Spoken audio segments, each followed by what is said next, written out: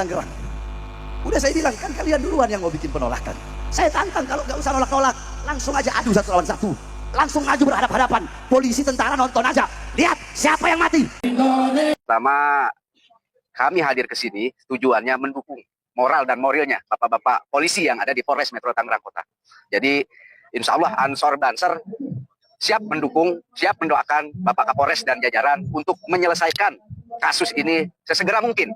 Dan seluruh pelakunya, menurut keterangan korban kan kita ketahui sama-sama ya, 10 korban. Dan kami minta yang 3 orang dilepaskan atau melakukan penangguhan penahanan, masukkan kembali. Ya, dan kami minta 3 pelaku yang sudah melakukan penangguhan penahanan, itu dimasukkan kembali. Dan itu memang mencederai hati kami, Bapak Kapolres. Kalau sampai ada pelaku melakukan penangguhan penahanan, kami berpikirnya aneh-aneh, ada apa di sana? Alhamdulillah, saya sampaikan di sini proses sudah berjalan, sudah di tahap penyidikan, bahkan sudah ada 3 tersangka yang sudah ditangkap dan ditahan. Kemudian kemarin sudah kita menetapkan status tersangka atas nama ABH. Kemudian dipanggil hari Rabu kemarin, namun dia bersangkutan dengan koordinasi kuasa hukum tidak hadir dan melakukan penundaan, dan segera sudah kita terbitkan panggilan kedua terjadwalkan minggu depan hari Rabu 11 Februari 2026. Nah, mudah-mudahan proses penyidikan ini berjalan lancar dan kami pastikan Polri hadir profesional dan proses hukum ini berjalan dengan transparan. Jadi mudah-mudahan dengan dukungan dan doa semuanya, yang terpenting saya selaku Kapolres dan jajaran Kepolisian Negara Republik Indonesia, semua masyarakat dimanapun berada harus menjaga Kamtibmas tetap kondusif, jangan pernah terprovokasi, dan yakinlah bahwa saya selaku Kapolres Metro Tangerang Kota akan bertanggung jawab penuh terhadap proses penyidikan ini sampai dengan. Iya guys, masalah Habib Bahar dengan Banser semakin menjulat tinggi ya. Setelah Habib Bahar dipanggil ke polisi, kemudian ditangguhkan atau dibebaskan berkat pengacara yang hadir begitu. Nah, saat ini Banser yang tadinya mulai dari istrinya yang melapor dengan catatan-catatan, dengan banyak sekali alasan yang menjadikan Habib Bahar seharusnya untuk ditangkap, untuk dipenjara dan lain sebagainya. Nah, di sini guys, saya tidak membela siapa-siapa. Sekali lagi, ya, saya sudah bilang berkali-kali, ketika Anda punya masalah dengan Habib, maka Habib itu selesaikan, ya kan? Nah, jangan pernah membawa masalah kepada yang lain. Begitu. Satu Habib yang bermasalah, Habib itu yang bermasalah. Jangan semua Habib kali katakan mereka bukan dzurriyyah Nabi lah, mereka penjajah dan lain sebagainya.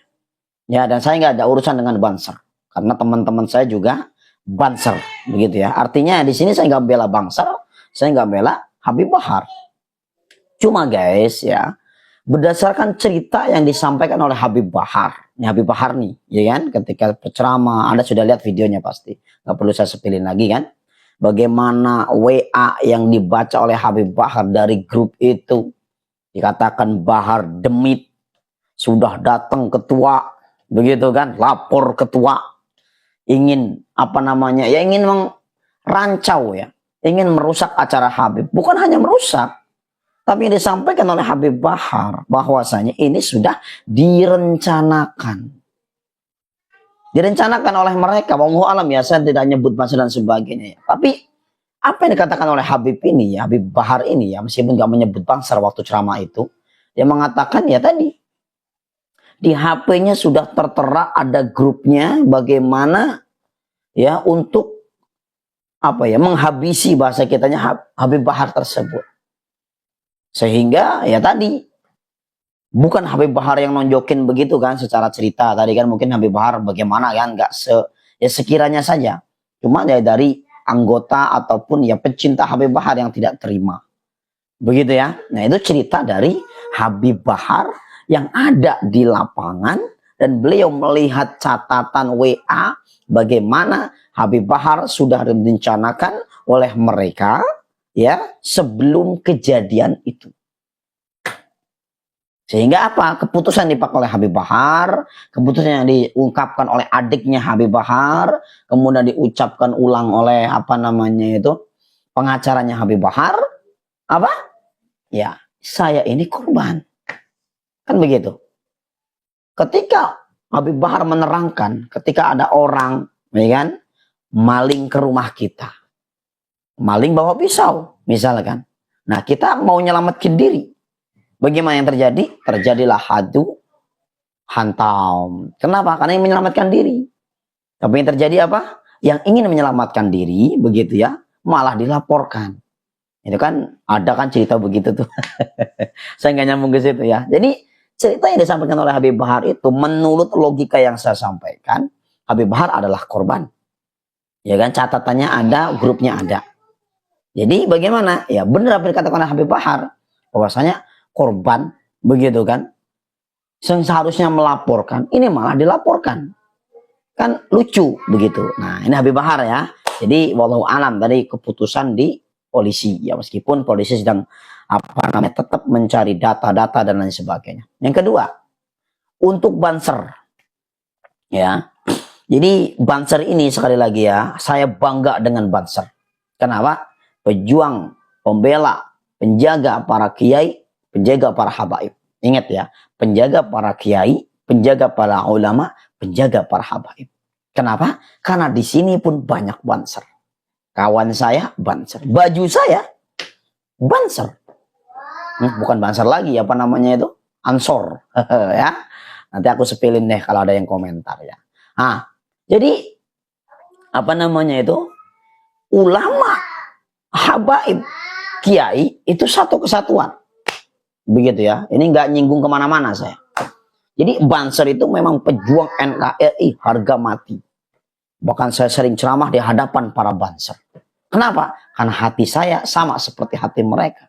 Mencintai para kiai, mencintai para ulama, mencintai para habaib tanpa membeda-bedakan.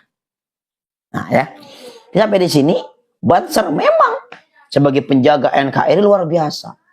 Ya kan, saya cinta dengan Banser.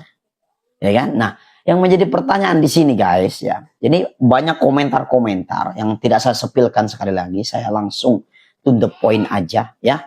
Bahwasanya banyak yang komen. Itu Banser ngapain di situ? Kan sudah ada FPI. Itu yang komentar begitu tuh. FPI kan sudah menghubung tuh. Satu. Yang kedua, Banser di situ posisinya sendirian. Tidak ada temannya. Ya meskipun tidak menggunakan baju Banser ya. Begitu. Yang ketiga, ini menurut cerita yang disampaikan oleh ya kru Habib Bahar begitu ya. Bahwasanya kan dia datang begitu ya, mau salaman ceritanya kata si Banser ya kan. Cuma cerita dari Habib Bahar begitu enggak. Tapi ada sesuatu yang memang ada niatan jelek. Itu Habib Bahar ya, saya bilang versi Habib Bahar. Kalau dari versinya Banser kan mengatakan saya hanya ingin salaman. Hanya ingin salaman saja. Ya sudah bagus. Begitu kan? Kemudian terjadi baku hantam dan lain sebagainya. Dan Habib Bahar bilang apa? Itu orang kalau saya nggak ngomong, jangan diapa-apain, begitu. Itu bisa mati satu orang itu. Ya kan? Berarti kan Habib Bahar tuh sudah apa ya bahasanya tuh tahu bahwasanya itu orang memang mau menyalakai Habib Bahar. Sekali lagi, ini versi Habib Bahar dan kru-krunya, FPI dan lain sebagainya. Begitu kan? Tentu kesalahannya di sini kan, kesalahannya titik masalahnya adalah terjadi baku hantam, kemudian ada yang menyulutnya dengan rokok, kemudian wajah, badan dan sebagainya. Itu tentu kesalahan besar. Begitu ya, yang dimana itu menurut saya begitu kan, aparat pemerintah wajib turun ya betul. Karena ini sudah melanggar diskriminasi. Wah, ya. Kontak fisik dan lain sebagainya, yang dimana pemerintah khususnya untuk polisi begitu ya, Kapolda, Kapolres untuk menengahi keduanya. Bagaimana solusinya? Satu, kalau memang bisa diselesaikan dengan kekeluargaan, selesaikan, kan begitu tuh. Yang kedua, setelah Habib Bahar ditangguhkan atau dibebaskan begitu ya, dengan alasan ya banyak sekali saya lihat. Satu, karena beliau ngajar. Dua, karena beliau pimpinan pesantren. Yang ketiga, beliau tunggang punggung dan lain sebagainya. Berdasarkan apa yang disampaikan oleh pengacara, begitu kan. Sehingga ya nampaklah sekali ya, mungkin apa namanya ya, keibaan polisi untuk Habib Bahar begitu ya. Wallahu alam. Seperti apa itu? Karena memang sudah diberikan kesempatan untuk ditangguhkan dan dibebaskan. Nah, cuma dari Banser ini nggak mau terima. Nah, akhirnya Habib Bahar meminta maaf. Habib Bahar minta maaf loh. Anda bisa lihat ketika Pak Jokowi, ketika siapa presiden, nggak pernah Habib Bahar minta maaf dan lain sebagainya. Ini dia minta maaf untuk Banser. Artinya kalau sudah minta maaf, begitu ada mediasi. Banser atau Habib Bahar datang ke rumah, begitu ini syarat-syarat dari saya. Saling ketemu dalam satu tempat, kemudian dimediasi oleh Pak Polisi, pengacara Habib Bahar ini misalkan, setelah itu selesaikan dengan kekeluargaan. Seandainya memang untuk semua rasa sakit berobat dari Banser, tanggung Habib Bahar misalkan seperti itu. Tapi kalau memang anak kebencian, sekali lagi ya saya bilang, kalau memang urusannya karena kebencian terhadap para habaib, kebencian kepada Ba'alawi, ini saya nggak ikut-ikutan ya. Ini berarti sudah masuk ke golongan keiman. Gitu. Tapi saya harap tidaklah, karena Banser memang menjaga para ulama kiai dan para habaib. Ya mudah-mudahan ini ada titik tengah dan bisa sekali lagi diselesaikan dengan kekeluargaan. Habib Bahar sudah minta maaf, Banser ya bagaimana tanggapannya, apakah bisa dipertemukan sehingga bisa kolaborasi, saling peluk kembali ya, tidak ada masalah seperti itu, kembali berjalan sebagai sedia kala.